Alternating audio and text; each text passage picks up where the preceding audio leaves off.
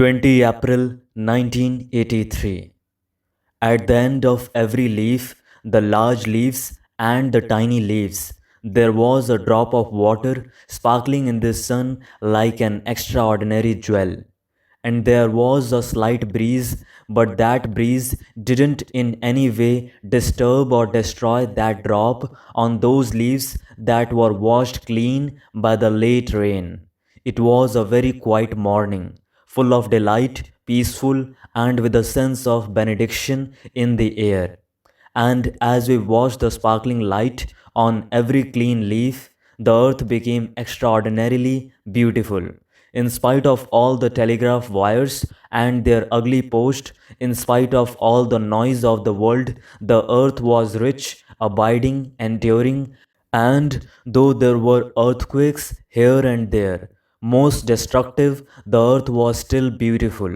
One never appreciates the earth unless one really lives with it, works with it, puts one's hands in the dust, lifting big rocks and stones. One never knows the extraordinary sense of being with the earth, the flowers, the gigantic trees, and the strong grass and the hedges along the road. Everything was alive that morning. As we watched, there was a sense of great joy, and the heavens were blue. The sun was slowly coming out of the hills, and there was light. As we watched the mockingbird on the wire, it was doing its antics, jumping high, doing a somersault, then coming down on the same spot on the wire. As we watched the bird enjoying itself, jumping in the air and then coming down circling, with its shrill cries, its enjoyment of life, only that bird existed, the watcher didn't exist. The watcher was no longer there, only the bird, grey and white, with a longish tail, that watching was without any movement of thought, watching the flurry of the bird that was enjoying itself. We never watch for long. When we watch with great patience, watch without any sense of the watcher, watch those birds, those droplets on the quivering leaves, the bees and the flowers, and the long trail of ants, then time ceases. Time has a stop. One doesn't take time to watch or have the patience to watch. One learns a great deal through watching. Watching people, the way they walk, their talk, their gestures, you can see through their vanity or their negligence of their own bodies. They are indifferent, they are callous. There was an eagle flying high in the air, circling without the beat of the wings, carried away by the air current beyond the hills, and it was lost. Watching, learning. Learning is time, but watching has no time. Or when you listen, listen without any interpretation, without any reaction, listen without any bias. Listen to that thunder in the skies, the thunder of rolling among the hills. One never listens completely. There is always interruption. Watching and listening are a great art. Watching and listening without any reaction, without any sense of the listener or the seer. By watching and listening, we learn infinitely more than from any book. Books are necessary, but watching and listening sharpen your senses. For, after all, the brain is the center of all the reactions, thoughts, and remembrances. But if your senses are not highly awakened, you cannot really watch and listen and learn, not only how to act, but also about learning, which is the very soil in which the seed of goodness can grow. When there is this simple, clear watching and listening, then there is an awareness. Awareness of the color of those flowers, red, yellow, white, of the spring leaves, the stems so tender, so delicate. Awareness of the heavens, the earth, and those people who are passing by. They have been chattering along that long road, never looking at the trees, at the flowers, at the skies and the marvelous hills. They are not even aware of what is going on around them. They talk a great deal about the environment, how we must protect nature, and so on. But it seems they are not aware of the beauty and the silence of the hills and the dignity of a marvelous old tree. They are not even aware of their own thoughts, their own reactions, nor are they aware of the way they walk, of their clothes.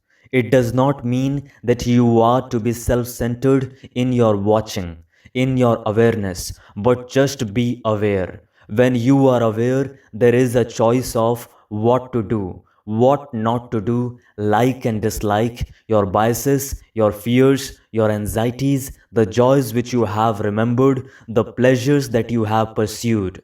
In all this, there is choice, and we think that choice gives us freedom. We like that freedom to choose. We think freedom is necessary to choose, or rather, that choice gives us a sense of freedom. But there is no choice when you see things very, very clearly. And that leads us to an awareness without choice, to be aware without any like or dislike. When there is this really simple, honest, choiceless awareness, it leads to another factor, which is attention. The word itself means to stretch out, to grasp, to hold on, but that is still the activity of the brain. It is in the brain. Watching, awareness, attention are within the area of the brain, and the brain is limited, conditioned by all the ways of past generations, the impressions, the traditions, and all the folly and the goodness of man. So, all action from this attention is still limited, and that which is limited must inevitably bring disorder. When one is thinking about oneself from morning until night, one's own worries, one's own desires, demands, and fulfillments, this self centeredness, being very, very limited, must cause friction in its relationship with another who is also limited. There must be friction, there must be strain and disturbances of many kinds, the perpetual violence of human beings. When one is attentive to all this, choicelessly aware, then out of that comes insight. Insight is not an act of remembrance, the continuation of memory. Insight is like a flash of light. You see with absolute clarity all the complications, the consequences, the intricacies. Then this very insight is action complete. In that, there are no regrets, no looking back, no sense of being weighed down, no discrimination. This is pure, clear insight, perception without any shadow of doubt. Many of us begin with certainty, and as we grow older, the certainty changes to uncertainty, and we die with uncertainty. But if one begins with uncertainty, doubting, questioning, asking, demanding, with real doubt about man's behavior, about all the religious rituals and their images and their symbols, then out of that doubt comes the clarity of certainty. When there is clear insight into violence, for instance, that very insight banishes all violence. That insight is outside the brain. If one can so put it, it is not of time, it is not of remembrance or of knowledge. And so that insight and its action changes the very brain cells. That insight is complete, and from that completeness, there can be logical, sane, rational action. This whole movement, from watching, listening to the thunder of insight, is one movement. It is not coming to it step by step. It is like a swift arrow, and that insight alone can uncondition the brain. Not the effort of thought, which is determination, seeing the necessity for something. None of that will bring about total freedom from conditioning. All this is time, and the ending of time. Man is time bound, and that bondage to time is the movement of thought. So, where there is an ending to thought and to time, there is total insight. Only then there can be the flowering of the brain. Only then you can have a complete relationship with the mind.